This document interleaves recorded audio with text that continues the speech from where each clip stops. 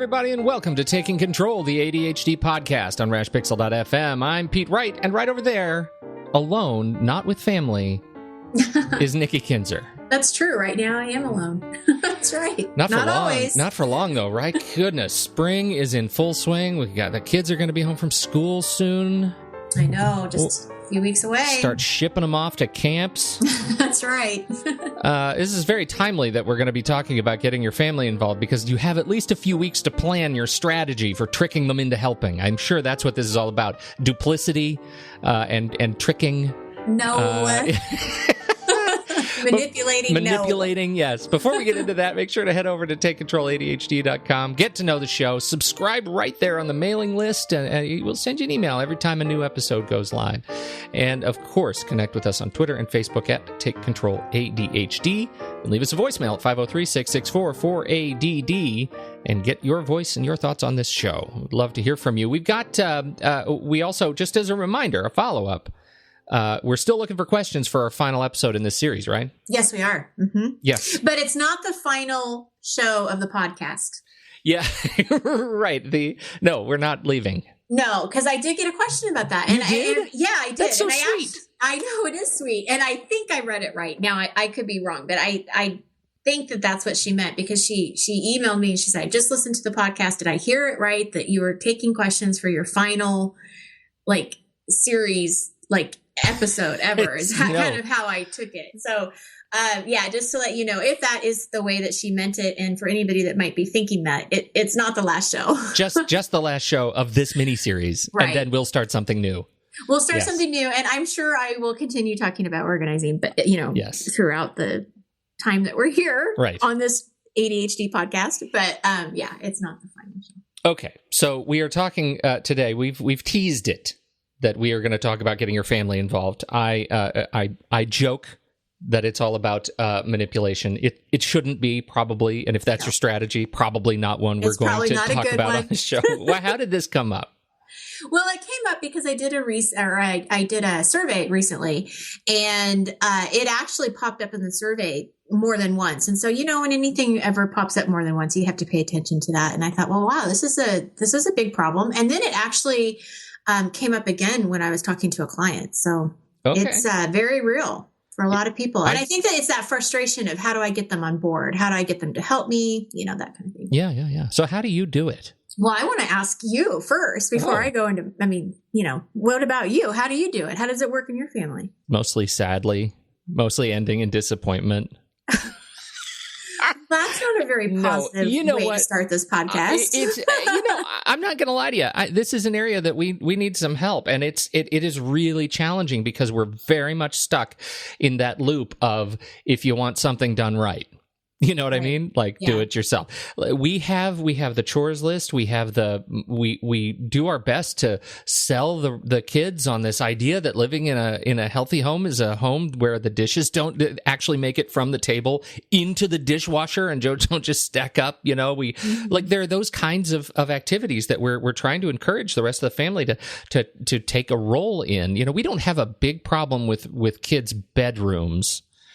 They do all right with keeping their bedrooms straight and organized. But, for example, they are, I think, medically, must be some sort of actual medical or physiological challenge that they're trying to overcome when it comes to putting away their laundry. I will I will fold the laundry because it's kind of my job. I'm the laundry guy. I have videos about the laundry cycle at our house, right? Yeah. So I'm kind of the laundry guy, and I do it. I wash it. I fold it. That's my big chore every week, and I'm okay with that. I like it. It's kind of a meditation. But when I fold it and I stack it in front of their doors. And I think that this will be a visual reminder, a cue, that when they have to lift their foot to step over the darn pile of laundry just to get into their bedroom, they might take 2 minutes and put it away. They do not. I was going to say, no, that doesn't happen. It doesn't happen. Mm-hmm. So we really need some help in this area. And I feel like our approach to date has not been working. And so that's a real challenge. My wife and I, we do pretty well. We're a pretty good team. When it comes to, we have a solid sort of split of keeping the house together, and we do a pretty good job of that. But getting the whole family involved is hard.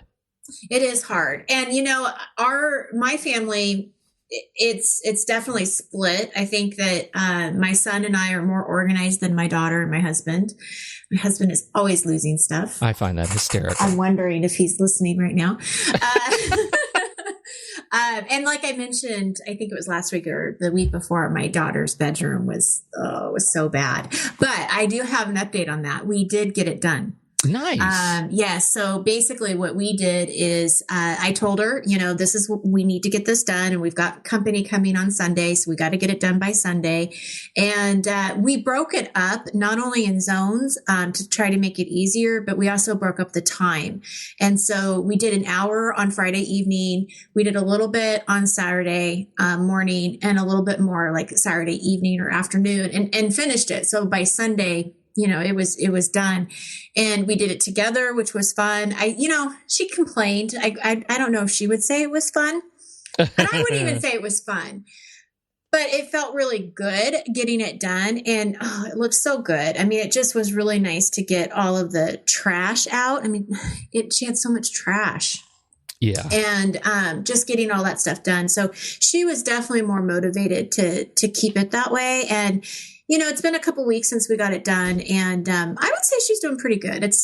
She's doing well. I'm really proud of her. See, that's really gratifying. That there's change, there's visible change, and it's new habits, and she's doing it. Yeah, and she really appreciated it. I mean, I think she really did.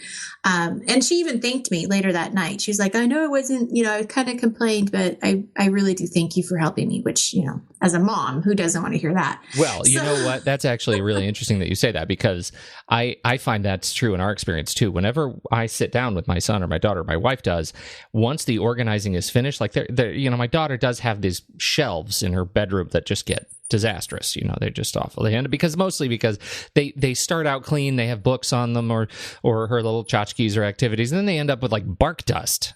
Like, right. Why does she bring in rocks and dirt and putting it on her bookshelf? So that kind of stuff, there is an impact. And once they experience what it looks like and feels like to have things straightened up again and know where their stuff is, they feel really good.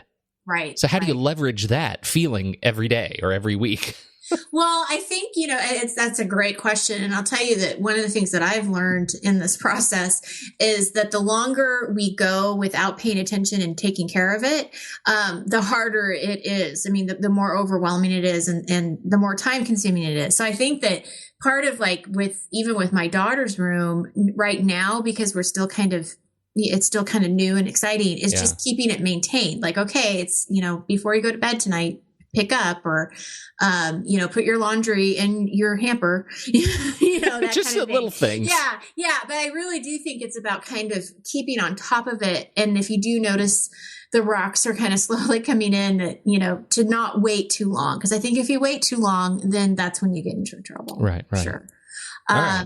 Okay. Well, I do have some really good, I think, helpful, hopefully. Well, your first tip here is the one I'm most excited about, because it's the one, and it also causes me the most shame. Well, it doesn't mean to cause you shame, but it's actually to bring awareness to people, because I really think that this is common for a lot of people. So this is where we go. So the very first thing I put in my notes here is don't be a hero. Right? Don't be a hero. Yes, don't be organizing don't be a hero. Big cape on. If you live with a family, you really shouldn't have to do all the organizing by yourself. What you can't do, Pete Wright, is assume that your family is going to take the initiative or even know how to organize or what to do. Oh my gosh, that is so me. Well, and it's me too. I mean, it's really me. Like, I can get so frustrated because, I will clean something and then it doesn't stay that way. But yet I'm also not really being very clear, to the people in my household what it is I need from them. Certainly about your expectations. Yeah. Or just the simple fact that you took this out. So maybe it'd be great if you put it back. Yeah, right. But it's actually even goes bigger than that, because I think that if you're looking at organizing your home, like this is something that you really want to work on this summer, then I think it is just kind of don't take it upon yourself to do it all, that you have to do it all. But again, just don't assume that your family's going to know what to do. You're going to have to be the one that's going to kind of have to lead the way. Yeah. And, I think that that's going to be probably a big part of success, is that there is a leader sort of kind of taking charge of the whole thing, but you're also being very clear about what it is that you guys want to do. And we're going to talk about more of this. So it's not just coming from you. But I just think that often we just kind of assume that people should know what to do or how to do it. And I just don't think that that's the case. Well, that is the case. But, and for us, there are definitely two things, because one, to your exact point, I think I hang my hat probably too much on modeling behavior without an explicit instruction that goes with it. Right. And I just count on, well, the kids are there, they must be absorbing my behavior in this area. And so clearly, because they see me flossing my teeth every night, they will floss their teeth every night. You know what I mean? Yeah. They do not floss their teeth unless I badger them, Nikki. Well, yeah. So now they're not organized, and they have terrible dental and they care. Have bad teeth, and you're going to have to. I can't win. This has been so far. I'm so glad people have tuned into the most distressing Pete therapy that we've ever done. Well, what I think is interesting too is that, okay, so say you organize a space and you have a little box for your wife to go through. Like, this is her stuff, and she needs to go through it. And too common. What happens is that the spouse that says, here's your box, you need to go through it, tells the person once, and then the person forgets and they don't go through it. And then the other spouse is now resentful and mad because, they didn't do their part. Oh, yeah, yeah. But then if I was to ask, like, did you remind them again? Do they know that this is a priority for you? No. I haven't told them. I haven't talked about it. So there's got to be some communication that is, opening up here. But then this gets to your second, that is really gets to your second point, right? Well, yes, because then my second point is that I want you guys to hold a family meeting. And this is going to be kind of tough because it puts people in a little bit of a vulnerable situation. But I really think that this is going to help people. If you want your family involved, really consider this. Be really honest about what you need from them, and be really honest about your ADHD, and tell your family, tell your kids, organizing is a struggle for me. This is what I find hard about it. If you have anybody else in your family who has ADHD, give them an opportunity inside of this meeting to talk about what they or how they feel. And what are their struggles, and what do they find easy? What do they find hard? What are they always losing? But really just having a really open conversation about what's really happening, because it's not, and going back to like that secret of, the secret of organizing is we're striving for perfection here. So let's get real that that's not what we're striving for. We don't want perfection. We want what's good enough. But as a family unit, you got to figure that out together. Yeah. Right. Yeah. And then I think what I hope is that, people are going to be honest, and that's going to take away some of the blame. It's going to take away some criticism maybe that people have been feeling. Just being really clear, this is not your intention to make people mad, but that you need their support. You need to, we need to have some things set up that really supports everybody. Now, during the family meeting, then I think it's also important to ask for everybody's input, that it can't be just a discussion or a lecture from you. Like, okay. And I'm guilty of this because they do look at me as, well, you're the organizer. Yeah, right. No, that's you practically a badge you wear. Right. But I think it's really important that you get all of their involvement and ask everybody, what areas in the home do you think, need the most help? Where are you frustrated? What can't you find when you need it? And really just having an open conversation of where everybody's feeling, not so much why organizing is a challenge, but just where in the home is really frustrating the most. So you can kind of zero in on what your priorities are.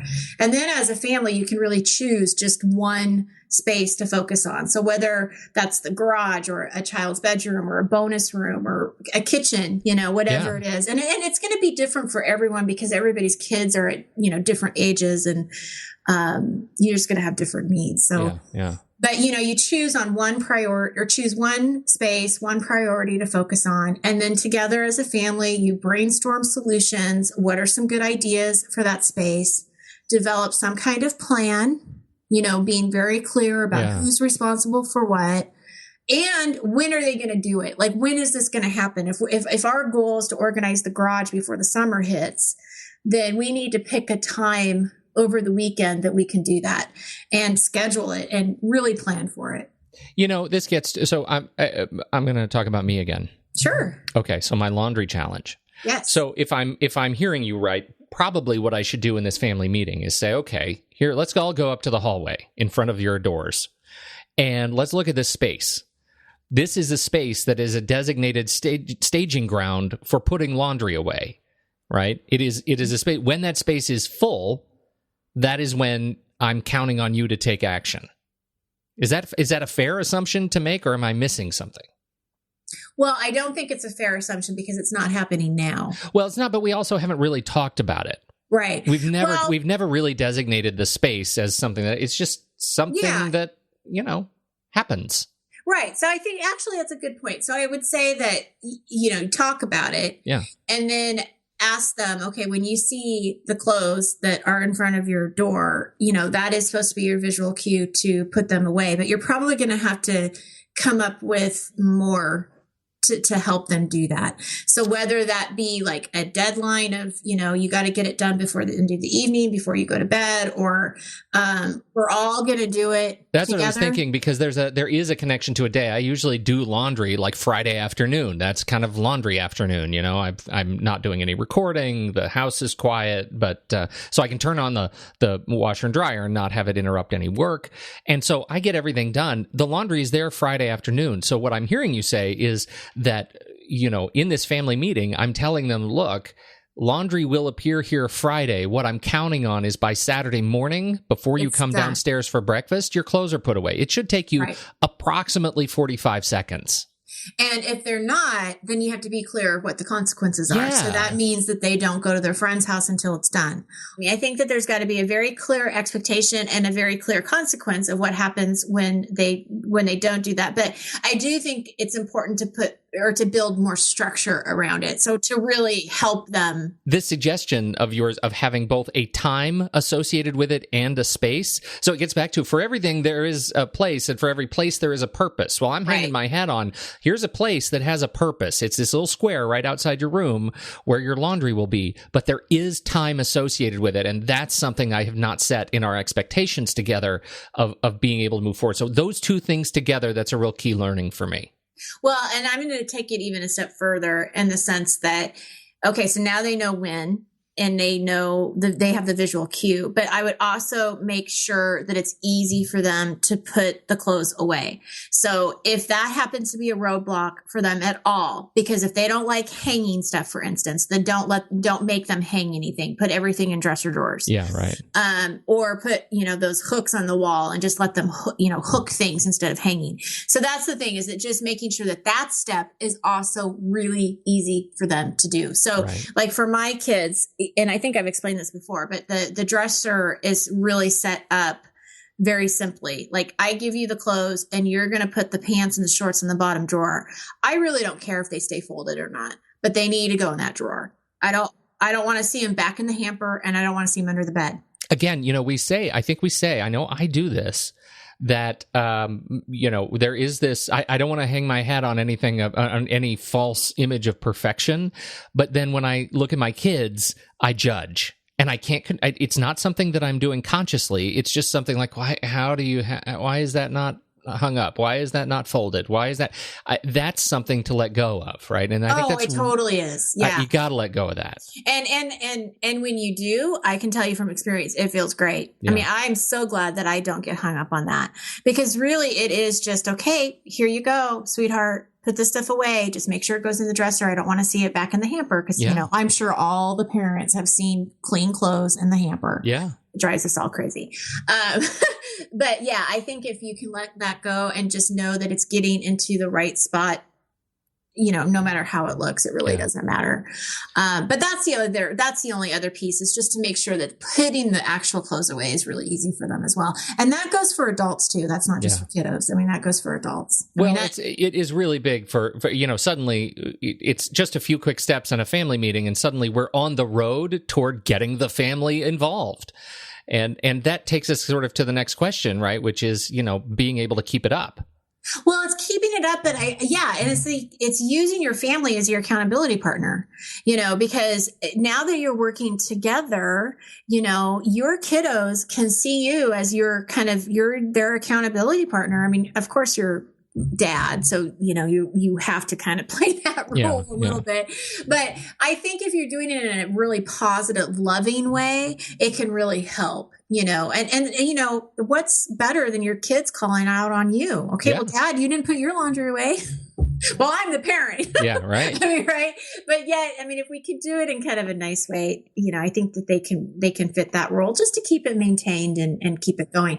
If it's not made into this like terrible, mean, manipulative chore, and it's a little bit more light, like, okay, it's laundry day, guys. Let's make this kind of as much fun as you can, then it's not quite as much of a struggle either. When I was a kid, my whole family, my dad in particular, had real trouble putting his seatbelt on. This was, when I was a kid, this was back when seatbelts were just becoming legally mandated. Now it's like a stoppable offense. But this was back when we were just trying to be safer, but it wasn't the law of the land. And so, we put a thing together where you'd have to, if I caught my dad, or if he caught me or my mom, all three of us, whoever caught the offender had to pay them a dime. And eventually, I think it's easier for kids, actually. And that's my point of this story. It's easier for kids because they're so fresh. Like, they don't have any old habits really to burn. And so it's pretty easy, I think, when you condition through repetition and conditioning, they'll pick it up and they'll get used to it. And if you make it fun, like you said, they'll get it. I ended up making bank off of my father because he was such an old dog to this seatbelt thing that eventually we upped it to 50 cents per infraction. And I made a ton of money off that man because he was terrible at putting his seatbelt on. Oh, that's funny. Yeah. So you could turn that around and just like that in your home. I'm not saying you need to involve money in it, but that was a way that made it so much fun. It was like a hysterical thing, like, using pocket change that made it fun as a family to change a habit. And I think Absolutely. That is, to your point, this accountability partner thing, whether money is assigned to it or not, you can make it fun. You can make it fun. And I think that, the other piece to that is if you're working on a big project, like my daughter and I, that was kind of a big project in my eyes. Sure. Have a little reward at the end, whether that's having a family movie night or going out for dessert or, whatever it might be, but having a little bit of reward, a little carrot at the end of the tunnel, or carrot at the end. What is that? Carrot stick? What is it? Carrot. No, you see light at the end of the tunnel. There's a carrot in the tunnel. And then there's a carrot in the tunnel. There's a light at the end of the tunnel. And then there's a carrot like hanging on a string. With a spotlight on it. Right. So make a reward. I mean, make it fun and reward yourself, because I think that's always fun. One last tip about this meeting. And I am so guilty of this because my mother did this and I am a creature of my mother. It is to keep the meeting simple and short and not drawn out. And do you have a memory of your favorite family meeting as a child? Like, do you actually remember one example of a meeting that you hate? It's just a general family. Yeah, I just remember the only real memory I have of, because my parents we just didn't have these kind of meetings. But I do remember my dad sitting down and telling us he had something to tell us, and we're like, okay. And I was probably a teenager, and he's like, your mom's pregnant. Oh. What? But that wasn't true. He's like, no, I just quit my job today. I'm like, okay, well, that's a little different than not as cool. Adding a family member. Oh, yeah, that's the only memory I really have of us all getting together. Like, okay, we've got something big that we have to talk about. That's the worst. I know. I thought I was going to have a little baby brother or sister. Nope. Jeez. A lot of nerve, He quit his job. I know. Not as good. So anyway, what about you? No, it's pretty much the seatbelt thing. Just the seatbelt. Yeah, no, we had some I'm sure we had some other serious ones, but this is, I guess I bring that up because as a child, I don't have a memory of doing this right. Like we never had any sort, and not that there's necessarily a right and wrong, but of doing this in a way that was sort of substantive and behavior changing, with the exception of the seatbelt thing. And that worked so phenomenally well for all of us that it makes me really reflect on areas that I think I can improve my family as a result of thinking this way, because we just didn't think this way when I was a kid. It was accidental that we got into this seatbelt thing.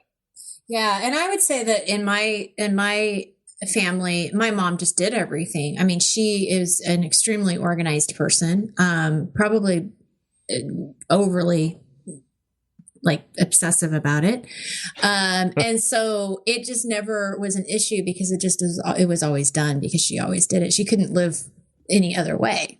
Yeah. Yeah. So, I think everybody, they do have a different experience. And like you said, though, you said something that actually has been brought up to me before, is that I've never been taught how to do it. I've never really, had an example of how to organize or keep a home, in order. And so, I think that goes back to that if you can be sort of the leader of this, and I know this is hard. I mean, this is, we're talking to a clientele who has ADHD. Organizing is not easy.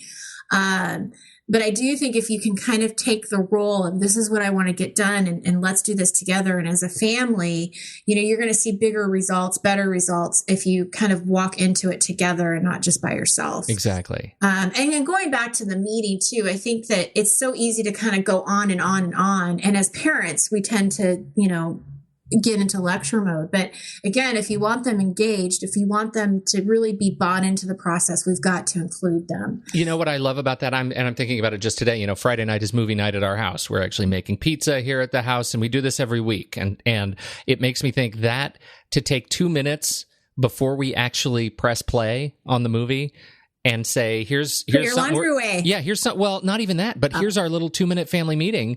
This is one thing that we're going to work on together and keep each other accountable for the coming week.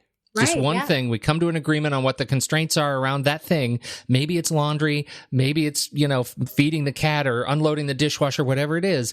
But to keep it at 2 minutes, but do it frequently enough so that it becomes expected. It becomes an expected part of movie night. And then the movie becomes our reward. That I have just learned something about, that today. Could be really This is powerful. A great conversation. Yeah, totally. There you go. Totally. I'm doing it tonight. Awesome. Okay, so I think we're done. We just need to talk one more time. Send questions. How do you want people to send questions? Well, they can either send the questions through email. So you can email me at Nikki, Nikki, at takecontroladhd.com. You can go to the website and go to the contact form, and you can fill out your question, and that will go directly to me as well. You can call us, right, at 503-664-4ADD. Notice how I got that right? Really impressed. Thank you.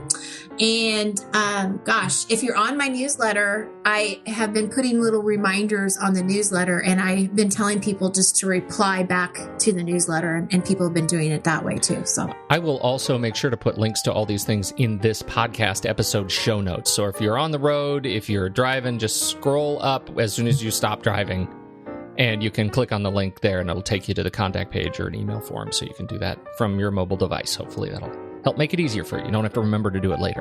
Exactly. Okay, I think that's it. Thanks, Nikki. This was great. Thank you. Good luck.